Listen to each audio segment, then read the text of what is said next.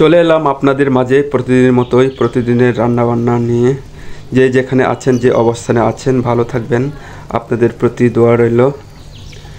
আজকে আমার স্বাস্থ্যকর ও স্বাদের রেসিপি পেঁপে দিয়ে ইলিশ মাছের ঝোল। তাই কড়াই একটা চুলায় বসিয়ে দিয়েছি। ইলিশ মাছগুলো এক এক করে হালকা করে ভেজে নিব।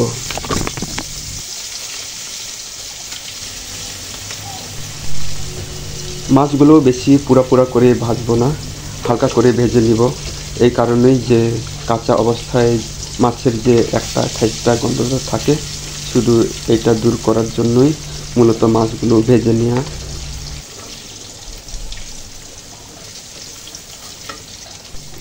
মাছ ভাজা আমার একদম হয়ে গেছে। দিয়ে দেবো পেঁয়াজ কুচি। পেঁয়াজগুলো হালকা নেড়ে চেড়ে দেবো যেন পেঁয়াজের গন্ধটা না থাকে। দিয়ে দিলাম 1 চা চামচ রসুন বাটা, আর দিলাম 1 চা চামচ আদা বাটা,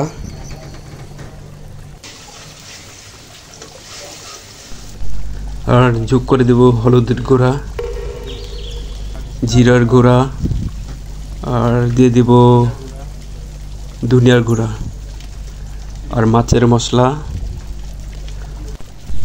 সবগুলো উপকরণ নেড়ে চেড়ে দিয়ে হালকা পানি যোগ করে নেব। এতে মশলা কষাতে সুবিধা হবে, মশলাগুলো পুড়ে যাবে না।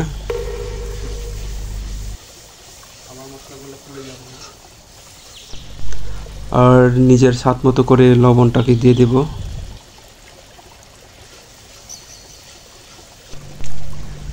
তেজপাতাগুলো ছিঁড়ে ছিঁড়ে দিয়ে নিলাম। মশলাগুলো যতই ভালো করে কষে নেবেন, তরকারির স্বাদটা ততই ভালো হবে। দিয়ে নিলাম কয়েক পিস কাঁচামরিচ।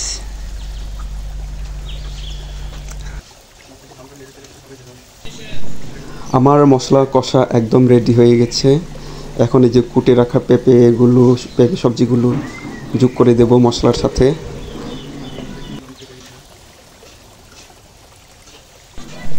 সবজিগুলো মশলার সাথে ভালো করে নেড়ে চেড়ে মিক্স করে নিব, যেন মশলাগুলো সবজির গায়ে লেগে থাকে। নেড়ে চেড়ে দিয়ে ভালো করে নেড়ে চেড়ে দিয়ে ঢাকনা দিয়ে কিছুক্ষণের জন্য ঢাকনা দিয়ে ঢেকে দেব।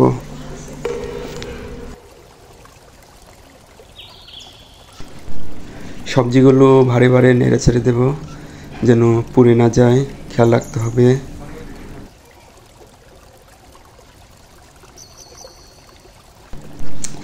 আমার রান্নাবান্নার ভিডিওটা যদি ভালো লাগে তাহলে অবশ্যই একটা লাইক দিবেন, শেয়ার করে দেবেন, আর ভিডিওটা কেমন হয়েছে এটা জানিয়ে কমেন্ট করতে ভুলবেন না।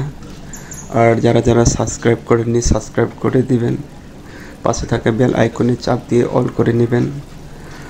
আর ইতিমধ্যে যারা যারা আমাকে সাবস্ক্রাইব করে আমার পাশে থেকেছেন আপনাদেরকে অসংখ্যবার ধন্যবাদ।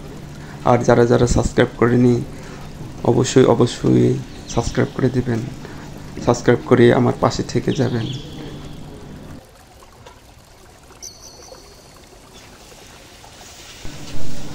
আমার সবজি কষা একদম হয়ে গেছে। এখন ওই যে ভেজে রাখা মাছগুলো যোগ করে নেব সবজির সাথে। আমার এই যে পেঁপে সবজিটা একদম হয়ে গেছে, তাই যেহেতু মাছটা কাঁচা রয়ে গেছে তাই হালকা পানি নিয়ে নিলাম।